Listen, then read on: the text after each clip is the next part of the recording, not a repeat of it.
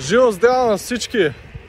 Днес е време да поставим началото на едно ново приключение, което ще бъде много интересно. Днес ще ходя с колело до Синеморец. Сега тръгвам излизам точно от квартал Лозово. Както виждате, екипировката е на лице. Малко рамчката отзади, колелото се стегнато всичко. Километража върви. Напускаме квартал Лозово точно от 6:20. Станах в 5:30 без аларма, така че това е сигнал, че мога да тръгна на това приключение. И през деня ще направя и такива включвания, като ми дойде музата да си говоря. Чао ви за момента! И така, вече първите 10 км са зад нас. Остават само още 19 пъти по 10 км. Сега се намирам на алеята, която се влиза в Бургас, мен е родник. И не само, ами ще се движим по нея до Крайморие. И след това минаваме по едни други пътища за рибарското селище, Отманли, след Отманли Черноморец и след това до Созопол има път, който е специално за велосипедисти и за пешеходци. Но след това ще се наложи да караме по главния път редом с колите. Но това не е проблем за белия левет. Карам, спускам с 30-40 км в час и какво се случва? Кончето закача шапката и трябва да спираме от инерцията, губим време, ама какво да правиш, шапката ми е по-важна. Общо нямах планове да излизам на главния път, който е Бургас-Созопол, ама като стигнах на Отманли за пътя за рибарското селище, си викам сега или никога, аз скоро няма да дойда пак. Общо до сега не съм карал на този път. Ето човека минава с фири, ама като цяло има място за мене и за още две коли. Така че всичко е безопасно. Изкачихме един от поредните бариери, който е точно преди Атия след Отманли.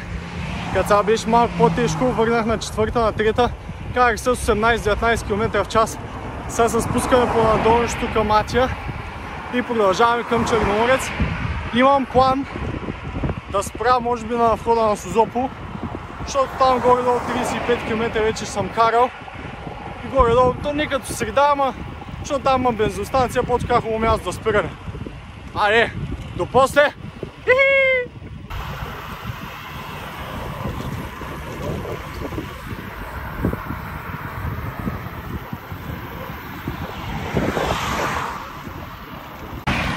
Бам-бам-бам! На входа на Черноморец. Тъкмо минаваме от тук, опей къде е табелата Черноморец. Продължаваме към нашата спирка Созопол. След 8 км сме там. Намираме се на входа на Созопол. Това е първата официална спирка, която направих с изключение на дървото, което ми взе шапчицата. Сега тук приливам вода в шишенцето, което ми е на колелото. Може би ще хапна малко. Принципно всеки ден правя фастинг, който е минимум 16 часа. Обаче днеска ще трябва да се направя компромис, защото няма как иначе да издържа. Като цяло в ранчката имаме 2 литра и половина шишета с вода, ябълка, кокосови и стърготини. Отдолу съм си изготвил киноа. Тук отпреди имам банани, оризовки с тахан. Ще гледам оризовките с таханче. Имам ветровка, тениска също. Имам резервна гума, отвертка, помпа, такова за заключване на колелото. Километраж имам. Около 10 кг багаж има без проблем. Починахме около 10-15 минути на бензостанцията на петрол на входа на Созопол. Хапнах малко кокосов чипс и ябълка. Пуснах една вода. Напълних се шишето. И е време да продължаваме. Сега вече се спускам от след Созопол. Като цяло този път вече за първи път го минавам с колело. Само с кола за момента. Но за всичко си има първи път топ. Виждам табелата Царево има 33 км. Значи до Синеморец имам около 55 км. За момент съм измел 36 някъде. Живи здрави! Реално предния път, когато ходих към Китен, това беше последното ми дълго пътешествие, което беше силно преди около година. Минах през другия път, който е през едни села от другата страна. и се излиза директно на Приморско. Обаче там имаше много хубави бариери и много хубаво каталясък. Ама тук сега пътя, понеже е по-равен и спори повече. Предния път на Китен, едва стигнах до Китен и после се прибрах. Но последната ми точка беше Китен. Така че ще видим днеска как ще е. И така, първият от бариерите на Приморско е качен. Както виждате, колите минават покрай мене, свирят такова нормално. Сега тук става много интересно, но първият от бариерите на Приморско е качен. И сега продължаваме към следващия. То тук вече май няма много бариери, ама чак след Китен посока Лозенец става малко по-равно. Здравейте на всички отново. Тъкмо минавам в хода на Приморско.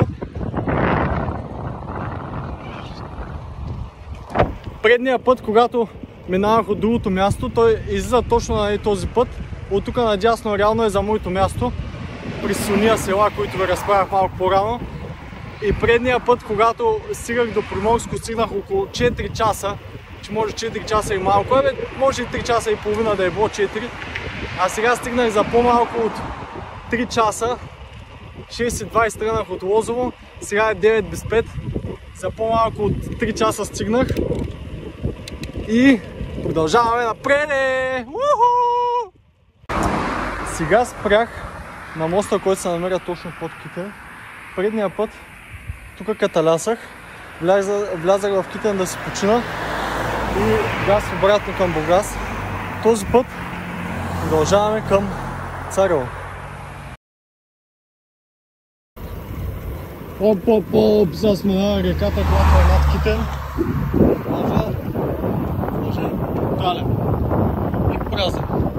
И празен, и потъмен. Оп, реката, тук сме карали към. Вече минах Лозенец и остават още малко километри до Царево. А след Царево имам още около 20 км до... И забрахме името, до Синеморец. Значи имам още около 25-30 км до крайната цел. До половината на крайната цел по-точно. Спускаме се по-надолното на Царево с 33 км в час и горе като Емил Чолаков по битови новините. Но следващата цел, следващата почивка ще е на Ахтопол. Гледам да спирам през 20 км. За 200 км това означава 10 почивки горе-долу. Сега спрях на 60, сега ще спря на Ахтопол, горе-долу то е след 10-13 км пише от тук. Обаче интересно е, че от тук сега почват само бариери на долнища, така че ще бъде общо готинко.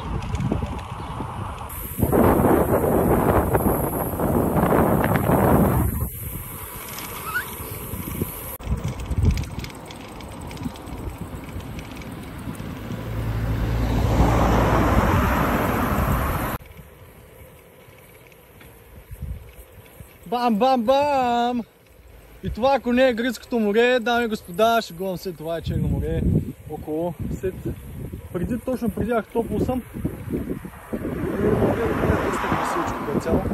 И диво, и става и за плаж.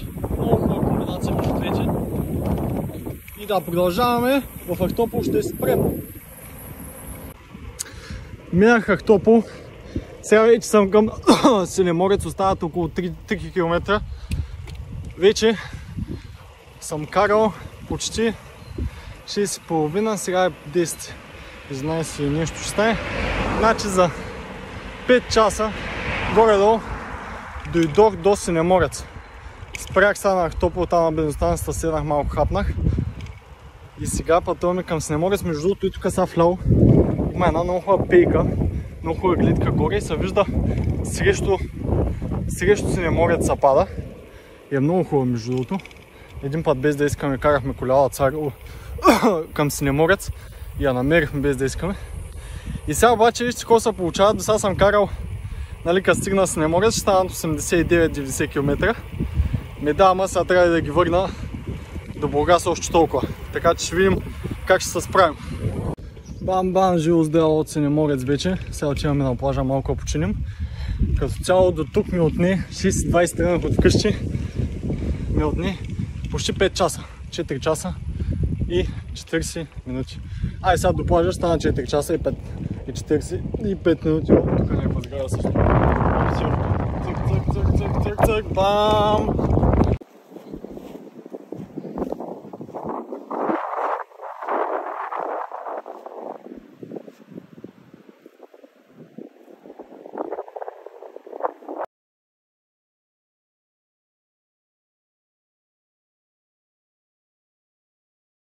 Дами и господа, вече от плажа на Семеморец, Пенко Чолаков пак се включва от по-опити новините. Школа Семен Чолаков. Само зад мене, може да видите, не може да видите зад мене плажа. Тук зад мене водичката. Няма да уча чак да покажа, защото трябва да се запаря и после трябва да се качвам, пък ме очакват още 90 км карали. Сега плана е да почина тук малко повече и след да хапна също време таханче с курсовки. Бананче също мога да хапна. Трябва сигурно да си купя вода и продължаваме напред, като само още 11 малко. Сигурно до към 12 часа мога да посетя тук. Имам още 5-6 часа връщане назад. Иначе бейката, за която ви говорих, както е този плаж, ето някъде там горе на брега, отиват дървета, точно ще една брега, където ми седиш, не само там, се вижда много красиво плажа и се пресна се вижда. И реката се вижда, река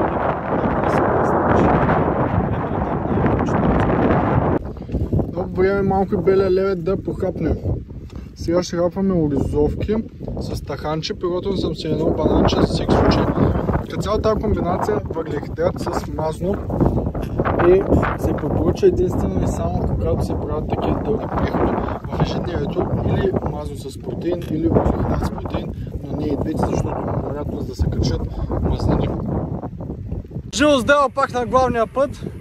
Излязах вече от Семеморец, вече съм виждал Ахтопол точно така и починах може би около час. Хапнах таханче, оризовки, хапнах бананчето, отивах си взех кайсийки и прасковки, взех една праскова изядах, 2-3 кайсийки и сега продължаваме. Следващата почивка ще усетим кога ще, трябва по някое време да спра да си купя вода. И така, приятели, всички отново вече сме пошли в входа на Царево и това е една от последните гледки, които ще можем да видим на моренцето. Толкова близко, тя се виждате като цяло. Синичко е, прилича на това в Гърция. Оп, това е това. И така спрях малко на бензостанцията на Лукойл, която е точно на изхода на Царево. Да си купя общо една вода и да си напълня шишенцето, което е тук с мен в колелото. И сега продължаваме. Като цяло спрях сигурно за не повече от 5 минути. Спрях под моста, където това е моста на Китен. И да ми спрях и там да хапна киноа. Това спрях тук, защото е цяла изсянка. Спрях да се поизморих, защото от Царево до тук са само бариери. И аз сега напълна на долнищата. Не въртя педалите и ги въртя само по бариерите, ама те са само бариери. Става много интересно. Сега ще почина малко и продължавам. Сега съм на Аркутино. Малко пак спрях да хапна даже. Една кайсийка, не, 2-3 кайсийки хапнах. Малко кашу, пих една вода. И сега следващата спирка, както виждам, ще е може би на Созопол на бензиностанцията. Там може би ще трябва да си купя пак вода. И вече мога да кажа, че краката усещам как почват да ме болят. И сега преди малко тук точно на предния баир, точно след като ви казах, че съм тръгнал от Аркутино и две циганчета продават риба. Викам им какво става, момчета, те ми викат: колега, на къде си тръгнал? Викам: Бургас, Синеморец, Бургас ходих и сега се връщам. Той вика: нали колко километра? Викам: 90 в посока. Той вика: не си добре. Викам: аз знам, че не съм добре, ама и ти не си добре да продаваш риба на този разклон. Сега това последното не му го казах, ама сега си помислях като го правя този клип. Като цяло седнах малко на бензостанцията и преди малко такова бях. Старшия между другото каза тук да не се снима, но той каза да не снимаме цените. Тук може да снимам сега. Вече се усещат, мускулите ми болят и като цяло се усещам, вече почвам да поотпадам. знам да пия повече вода, да хапам повече, то нито ми се еде, нито ми се пие вода. Ама имаме още около 35 км до вкъщи, така че аз даже планувам сега като се прибера в Бургас да мина на плажа, мога да се опъна малко на плажа и след това чак да се прибирам, защото то сега е 3:30. 3:30 сигурно към 2 часа, 5:30 ще съм в Бургас. Като цяло вече умората оказа своето влияние и вече почвам пак да звуча като някой по новините, дет говори глупости. Значи на Созопол спрях да се почина около 5-10 минути. Сега на Черноморец под моста пак спрях ама този път само за една минута, даже и само се стъпах на земята, малко тъй поразкърших до парата и продължаваме напред. Сега пак съм на главния път, обаче сега има повече трафик от сутринта. Ще видим как ще се справим. Като цяло сега все още се чудя. Вече съм тук на пътя, който е Бургас мен родни главния път. И сега имам последна възможност да отида се опъна малко на плажа. Като цяло сега е 5:12. Сега в момента моренето суша е доста хубаво. Сега ако няма някакви големи вълни, малко поне хора няма. И сега ще видим как ще го решим. Вече усещам. Усеща се на умората, не знам. Краката едва ми ги движа, пък тулата майната му. Като цяло няма да ходя на плажа, но реших да мина през града. Сега тук отивам към кръговото на Трапезица и бам към Лозово. Като цяло от тук в нормална форма имам около 20 минути каране, но сега сигурно около половин час. Общо вече сигурно и по гласа се разбира, малко съм изморен. 5:20, реално карам от 9 часа.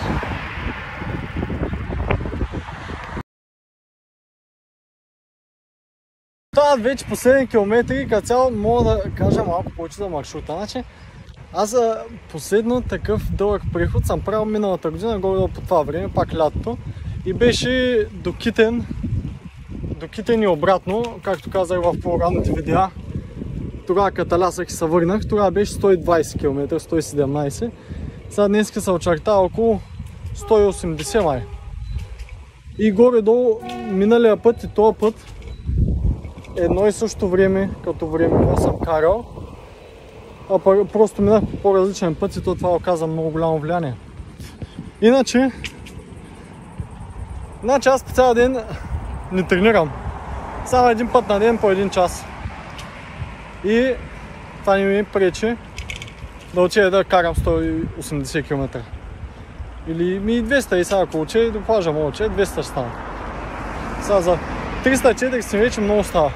Идеята е, че можем да тренираме по малко всеки ден, да хапваме малко по-хубава храна и това е напълно достатъчно да си здрав. Сега не е нужно да правиш такива километри и да се изцеждаш и такова. Нали? Това изобщо не е нужно. Ама ако искаш, пак ще имаш тази възможност. Сега вече това може би ще е предпоследно видео. Последното видео ще е оттам, където всичко започна. И какво ви казах, че последното видео ще е там, откъдето всичко започна. Там, на уличката, където всичко започна. Първото видео беше тук малко по-напреде. И какво направихме 180 км, че супер е. Като за първи път го правим.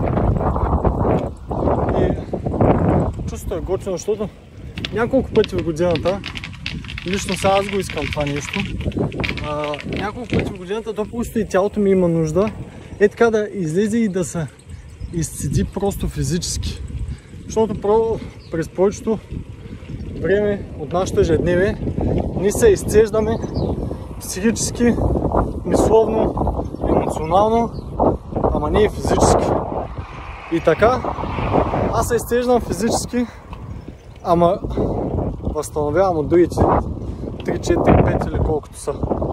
Което е хубаво, защото музика, и дали знаете се, аз през целия път просто не слушах музика или нещо такова, защото няма да имам толкова много батерии, интернет и така нататък. След това просто се наслаждах на колите, които наха покрай мене. Кои ме показаваха, кои ме свириха, няма значение, не съм се кефил. До нови срещи и до следващото приключение.